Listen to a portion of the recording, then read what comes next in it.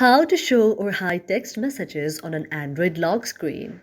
If any day you're an Android user and you would like to show or hide the text messages on your Android lock screen that may be from any of the applications there, just follow the following steps. For this, first of all, you have to go to the settings on your mobile device and then you have to go to the option of the apps there. After you tap on the option of the apps, you can see an interface like this. Now next, you have to go to the next option. That is, after you see an interface like this, you have to tap on the option of the apps.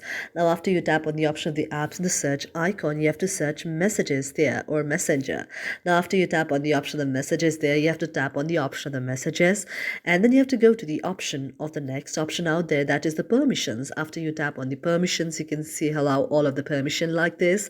Now if you'd like to hide the very messages icon on the lock screen, then you have to go here and you have to just disable the allow notification if you'd like to hide it, but if you would like to show it, you have to enable the allow notifications. Thank you for watching our video, and if you really like it and if you find our video to be meaningful to you, do not forget to subscribe our channel.